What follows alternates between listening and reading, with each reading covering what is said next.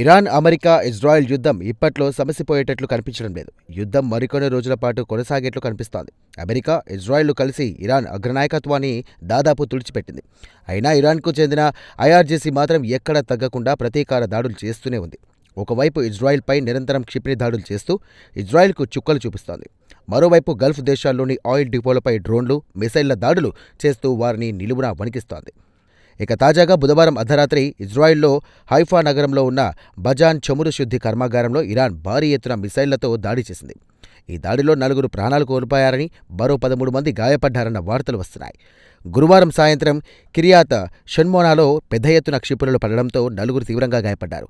బజాన్ oil రిఫైనరీపై పదునైన శకలాలు పడడంతో రిఫైనరీ డ్యామేజ్ అయింది. ఇరాన్ నుండి భారీ సంఖ్యలో క్షిపణులు రావడంతో గురువారం నాడు ఇజ్రాయెల్ మొత్తం సైరన్ల మూతమోగింది.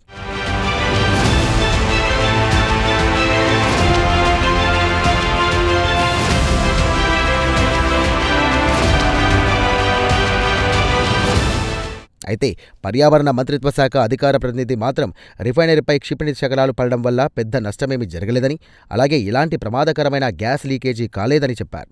దెబ్బతిన్న మగేన్ డేవిడ్ అడోమ్ యూనిట్లకు ఉన్నతాధికారులను పంపామని తెలియజేశారు. అలాగే Israel energy minister Eli Cohen మాత్రం ఇరాన్ క్షిపణి దాడుల వల్ల ప్లాంట్కు ఎలాంటి భారీ నష్టం జరగలేదని, దేశంలోని ఉత్తర ప్రాంతంలో విద్యుత్ సరఫరాకు అంతరాయం ఏర్పడిందని చెప్పారు. వెంటనే విద్యుత్ పునరుద్ధరణ కూడా జరిగిందని, చాలామంది కస్టమర్లకు అతి తక్కువ సమయంలోనే విద్యుత్ను పునరుద్ధరించామని ఆయన వివరించారు. దేశంలోని ఉత్తర ప్రాంతంలో జరిగిన దాడి వల్ల ఇజ్రాయెల్ ఇన్ఫ్రాస్ట్రక్చర్ సైట్స్ పెద్దగా డ్యామేజీ కాలేదని కోహెన్ వివరించారు. ఇజ్రాయెల్ ఎలక్ట్రిక్ కార్పొరేషన్ ఒక ప్రకటనలో హైఫా నగరంపై పెద్ద ఎత్తున క్షిపణులు పచ్చి పడ్డాయని, వాటిని అడ్డుకునే క్రమంలో కొన్ని పదునైన శకలాలు గ్రిడ్స్పై పడ్డాయని వివరించింది. దీంతో సుమారు 45 నిమిషాల పాటు విద్యుత్కు అంతరాయం ఏర్పడిందని, వాటిని వెంటనే పునరుద్ధరించడం జరిగిందని తెలిపింది.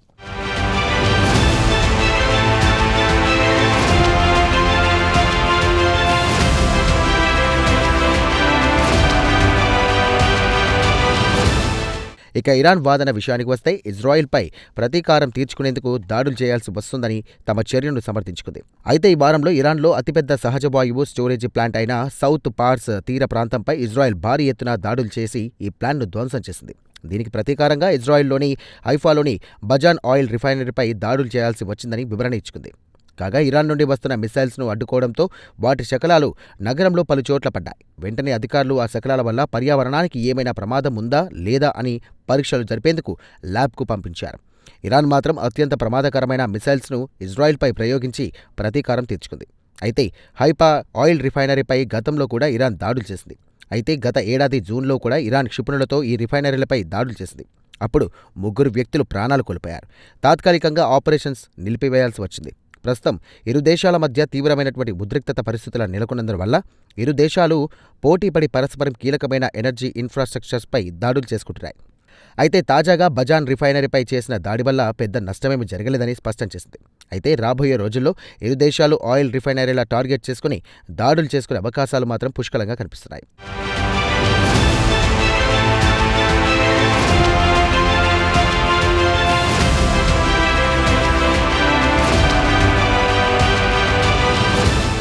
గురువారం ఉదయం నుండి ఇజ్రాయెల్కు ఉత్తరాన ఇరాన్ కనీసం 6 మిసైల్స్ను ఉపయోగించిందని, అలాగే దేశవ్యాప్తంగా భారీ ఎత్తున మిసైల్స్, డ్రోన్లతో దాడులు చేసిందని ఇజ్రాయెల్ మీడియా వెల్లడించింది.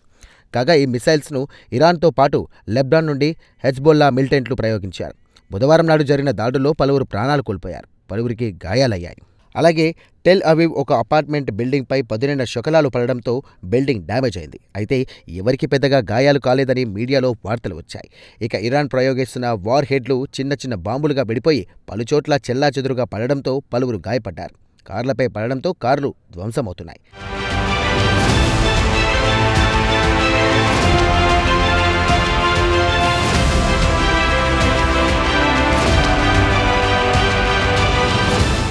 ఇదిలా ఉండగా ప్రస్తుతం కొనసాగుతున్న యుద్ధంలో కీలక పరిణామం చోటు చేసుకుంది.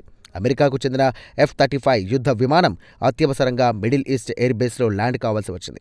CNN కథనం ప్రకారం ఈ యుద్ధ విమానంపై ఇరాన్ గురిచూసి దాడి చేసి ఉండవచ్చని చెబుతున్నారు.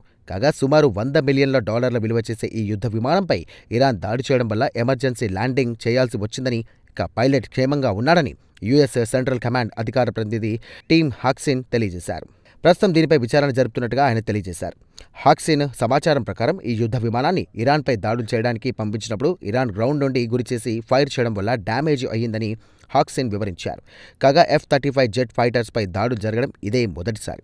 కాగా ఇటు అమెరికా, అటు ఇజ్రాయెల్లు కలిసి యుద్ధం ప్రారంభించిన తర్వాత నుండి ఈ జెట్ల ద్వారానే ఇరాన్పై బాంబుల వర్షం కురిపిస్తున్నాయి. ఒక్కో ఎయిర్క్రాఫ్ట్ విలువ $100 మిలియన్ వరకు ఉంటుంది. ఇండియన్ కరెన్సీ ప్రకారం చెప్పుకోవాలంటే 900 కోట్ల పైమాటే.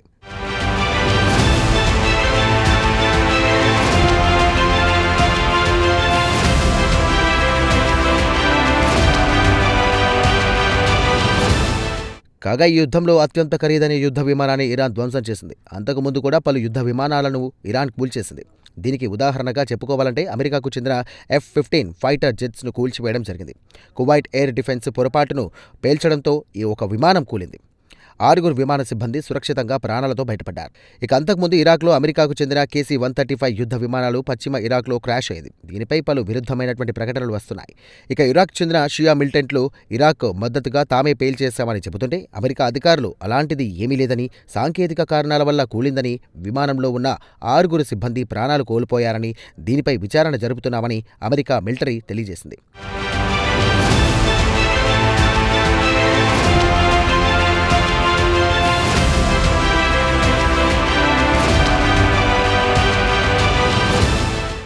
ఇదిలా ఉండగా అమెరికాకు చెందిన $100 మిలియన్ విలువ చేసే F-35 యుద్ధ విమానాన్ని ఎయిర్ డిఫెన్స్ సిస్టమ్ ద్వారా గురువారం ఉదయం 2 గంటల 50 నిమిషాలకు దాడి చేశామని ఇరాన్కు చెందిన IRGC తెలియజేసింది. యుద్ధ విమానానికి భారీగా డ్యామేజ్ జరిగిందని వెల్లడించింది. అలాగే అమెరికా, ఇజ్రాయెల్ ప్రయోగించిన 125 డ్రోన్లను అడ్డుకున్నామని IRGC తెలియజేసింది.